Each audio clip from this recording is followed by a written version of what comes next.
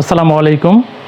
দেশ এবং প্রবাস থেকে যারা এই ভিডিওটি দেখছেন তাদেরকে একটি মেসেজ দিতে চাই জলাতঙ্ক রোগ সম্পর্কে। আপনারা সবাই অবগত আছেন যে জলাতঙ্ক নামে একটি রোগ আছে। অনেকে এই বিষয়ে জানেন, অনেকে এই বিষয়ে জানেন না। আজকে আমরা এই জলাতঙ্ক রোগ সম্পর্কে বিস্তারিত আলোচনা করব, সঙ্গে থাকুন। আমরা প্রথমে জলাতঙ্ক কী বা র্যাবিস ভাইরাস কী এই বিষয়ে আলোচনা করব। জলাতঙ্ক ভাইরাসটি একটি জেনেটিক রোগ। র্যাবিস ভাইরাস নামক এক ধরনের নিউরোট্রপিক ভাইরাসের মাধ্যমে প্রথমে এটি প্রাণীর দেহে সংক্রমিত করে। বিশ্ব স্বাস্থ্য সংস্থা WHO কর্তৃক একটি তথ্য প্রকাশ পেয়েছে যে প্রতি বছর পৃথিবীতে প্রায় 1 কোটি মানুষ জলাতঙ্ক রোগে আক্রান্ত হয়। তার মধ্যে 59,000 মানুষ প্রতি বছর মৃত্যুবরণ করে। সবচেয়ে দুঃখের বিষয় হচ্ছে যে এই 59,000 মানুষের মধ্যে 95% মানুষ এশিয়া এবং আফ্রিকা মহাদেশে মৃত্যুবরণ করে। আসুন আমরা এখন জেনে নিব যে জলাতঙ্ক কোন কোন প্রাণীর দেহে জলাতঙ্ক রোগটি হয়ে থাকে। আমরা সেই প্রাণীগুলোকে চিহ্নিত করব। আমরা শখের বশে আমাদের ফ্যামিলিতে অথবা আমাদের পরিবারে আমরা পশু পালন করে থাকি। তার মধ্যে কুকুর অথবা বিড়াল আমরা শখের বশে পালন করে থাকি এবং বাজারঘাটে রাস্তাঘাটে আমরা অনেক কুকুর দেখতে পাই। আসলে আপনারা কি জানেন যে পৃথিবীতে প্রায় 93% কুকুরের কামড়ে মানুষের শরীরে জলাতঙ্ক রোগ আসতে পারে।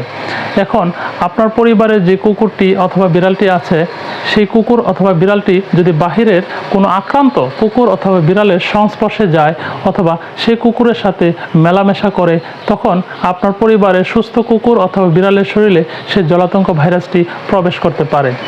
আমরা এখন জেনে নেই যে জলাতঙ্কে যদি কোনো কুকুর অথবা প্রাণী আক্রান্ত হয় তাহলে তাদেরকে আমরা কিভাবে শনাক্ত করব।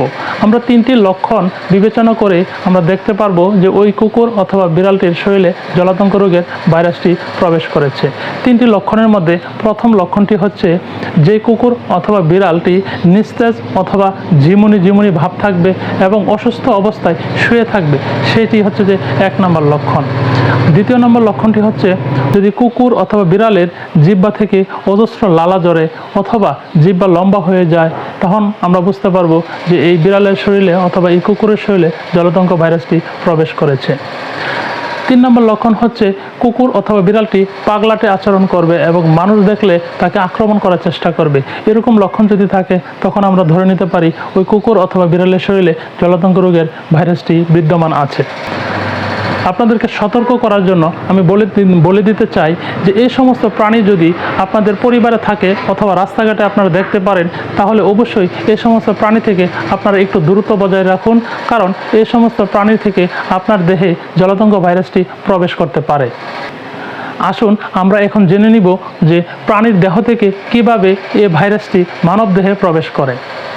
মূলত আক্রান্ত কোনো কুকুর অথবা বিড়ালের স্লাইভারি গ্ল্যান্ড থেকে নিঃসৃত রস তার লালার মাধ্যমে স্নায়ুতে এই ভাইরাসটি প্রথম ওই প্রাণীকে আক্রমণ করে এবং আমরা যদি শখের বশে ওই প্রাণীর শরীরের সংস্পর্শে যাই অথবা রাস্তাঘাটে কোনো কুকুর অথবা বিড়াল যদি আমাদেরকে আক্রমণ করে এবং যে কুকুর অথবা যে বিড়ালটি আমাদেরকে আক্রমণ করেছে সেই কুকুরের অথবা সেই বিড়ালের শরীরে যদি এই লক্ষণগুলো প্রকাশ পায়, যে 3টি লক্ষণ আমি আপনাদেরকে বলেছি, তখন আর দেরি না করে সরাসরি আপনারা ডাক্তারের শরণাপন্ন হবেন।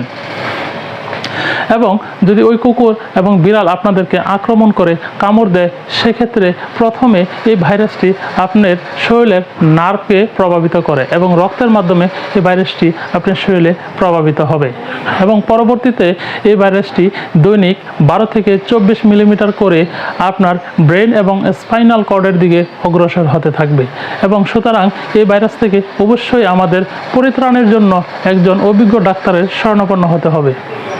আসুন আমরা এখন জেনে নিব যে জলাতঙ্ক রোগের কি লক্ষণ হতে পারে।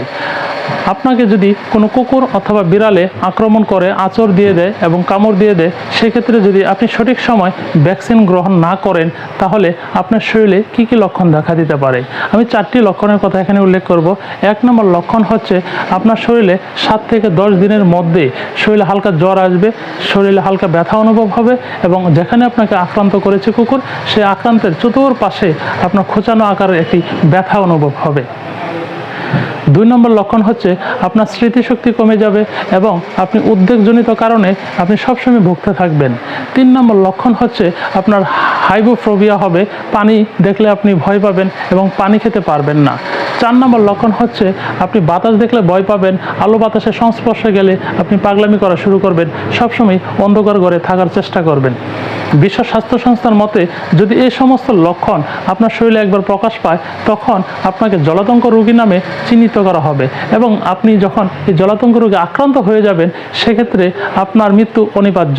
বিশ্ব স্বাস্থ্য সংস্থার মতে আমরা জানতে পেরেছি যে একটি জলাতঙ্ক রোগী সর্বোচ্চ 60 দিন পর্যন্ত জীবিত থাকতে পারে। 60 দিন পরে ওই রোগীটি অবশ্যই মৃত্যুবরণ করবে। সুতরাং এখনই সময় আপনি এবং আমি সচেতন হয়ে যাওয়ার। এখন যে বিষয়টি নিয়ে আলোচনা করব খুবই গুরুত্বপূর্ণ একটি বিষয়, সেটি হচ্ছে তাহলে আমাদের করণীয় কি? আমাদের অনেক কিছু করণীয় আছে। সেই করণীয়টি যদি আপনি সঠিক সময় করেন তাহলে আপনি এই রোগ থেকে পরিত্রাণ পাবেন এবং আপনি মৃত্যুর হাত থেকে বেঁচে যাবেন। যদি কোনো কুকুর অথবা বিড়াল জলাতঙ্ক রোগে আক্রান্ত হয়ে আপনাকে কামড় দেয় তাহলে আপনি সাথে সাথে ওই আক্রান্ত স্থানটিকে ক্ষারযুক্ত সাবান দিয়ে কমপক্ষে 15 মিনিট পর্যন্ত ধৌত করবেন। ধৌত করার পরে আপনি ওই জায়গাটিকে একটি অ্যান্টিসেপটিক দিয়ে অবশ্যই জীবাণুমুক্ত করে ফেলতে হবে। আপনি নিকটস্থ সরকারি একটি হসপিটালে যে আপনি রোগের বর্ণনা এবং আপনি আক্রান্ত কবে হয়েছেন সে বিষয়ে পরিপূর্ণ বর্ণনা আপনি একজন রেজিস্টারকৃত ডাক্তারকে আপনার উক্তি জানাবেন। এবং কিন্তু আমরা যে কাজটি করে থাকি, সমাজের ভিতরে একটি কুসংস্কার আছে যে কুকুর অথবা বিড়াল যদি আপনাকে কামড় দিয়ে থাকে সেক্ষেত্রে আমরা প্রথমেই ওঝা এবং কবিরাজের কাছে দৌড়ঝাঁপ দেওয়া শুরু করি। আসলে এটি থেকে আমাদেরকে বেরিয়ে আসতে হবে, কেননা ওঝা এবং কবিরাজ যে লবণ পড়া, যে পানি পড়া আমাদেরকে দিয়ে থাকে, আসলে সেই পানি পড়া এবং লবণ পড়ার মাধ্যমে আমাদের এই জলাতঙ্ক ভাইরাসটি সম্পূর্ণ নির্মূল করা কখনোই সম্ভব নয়, বরঞ্চ আপনি মৃত্যুর কোলে ঢলে পড়বেন। কিন্তু কিছু কিছু ভাই আমাকে প্রশ্ন করে থাকেন যে ভাই, আমি তো অমুক কবিরাজের কাছ থেকে লবণ পড়া খেয়ে পরিপূর্ণ সুস্থ হয়ে গেছি, আমার তো কোনো রোগ হয়নি। আমি সেই সমস্ত ভাইকে উদ্দেশ্য করে বলবো যে আপনি যেই ওঝার কাছ থেকে লবণ পড়া খেয়েছেন আসলে মূলত তার লবণ পড়া কোনো কাজে আসেনি। কাজে এসেছে যে কুকুর অথবা যে প্রাণীটি আপনাকে আক্রান্ত করেছে বা আপনাকে কামড় দিয়েছে, মূলত সেই কুকুর এবং সেই প্রাণীর শরীরে জলাতঙ্ক রোগের ভাইরাসটি বিদ্যমান ছিল না, যার কারণে আপনার কোনো ক্ষয়ক্ষতি হয়নি। যদি ওই কুকুর অথবা ওই প্রাণীর শরীরে জলাতঙ্ক ভাইরাসটি বিদ্যমান থাকতো তাহলে আপনাকে এই ভ্রান্ত চিকিৎসার জন্য অবশ্যই এটার খেসারত দিতে হতো। কারণ বিশ্ব স্বাস্থ্য সংস্থা একটি তথ্য প্রকাশ করেছে যে পৃথিবীতে এখন পর্যন্ত জলাতঙ্ক রোগে কেউ যদি আক্রান্ত হয়ে যায় তাহলে তার ওষুধ এখন পর্যন্ত আবিষ্কৃত হয়নি, সুতরাং তার মৃত্যু অনিবার্য। সমস্ত ভুল পথ থেকে বেরিয়ে আমাদেরকে অথবা আমাদের পরিবারের কাউকে যদি কুকুর অথবা বিড়ালে আঁচড় দিয়ে থাকে, আমরা প্রথমেই একজন রেজিস্টার ডাক্তারের সাথে পরামর্শ করব। আমরা কুকুর সুস্থ আছে না অসুস্থ আছে সেটি দেখার আগে আমরা চিকিৎসকের শরণাপন্ন হব। চিকিৎসক ডায়াগনস্টিক করে সে নির্বাচন করবে যে আমি কি জলাতঙ্ক রোগে আক্রান্ত হয়েছি কি হয়নি। সমাজে আরেকটি কুসংস্কার আছে, সেই বিষয়টি হচ্ছে যে কুকুর অথবা বিড়াল যদি আমাকে কামড় দিয়ে থাকে অথবা আপনাকে কামড় দিয়ে থাকে তাহলে নাকি কুকুর অথবা বিড়ালের বাচ্চা আমার পেটে বড় হতে থাকে। আসলে এটি একটি ভুল ধারণা এবং তারা এটি মনে করে যে কুকুর অথবা বিড়ালের বাচ্চা নাকি পুরুষের পুরুষাঙ্গ দিয়ে বের হয়ে যাবে। আসলে এটি একটি ভুল ধারণা, এটি একটি মানসিক রোগ। কারণ কিছু কিছু মানুষ আছে মহিলাদের মতো তাদের পেট ফুলতে থাকে এবং গর্ভবতী মনে হয়। আসলে এটিকে বলা হয় হ্যাপি প্রেগন্যান্সি সিনড্রোম। আসলে এই রোগটি হলে চিকিৎসা নিলে ওই ব্যক্তি সম্পূর্ণ সুস্থ হয়ে যাবে, কিন্তু আমরা মনে করি সেটি কুকুরের কামড় হয়েছে। আশা করি আপনারা সকলেই বুঝতে পেরেছেন আজকের ভিডিওটি। এবং এই ভিডিও সম্পর্কে যদি আপনাদের ন্যূনতম কোনো উপকার এসে থাকে তাহলে আপনারা এই ভিডিওটি শেয়ার দিয়ে সকলকে দেখার জন্য সুযোগ করে দেবেন। ধন্যবাদ।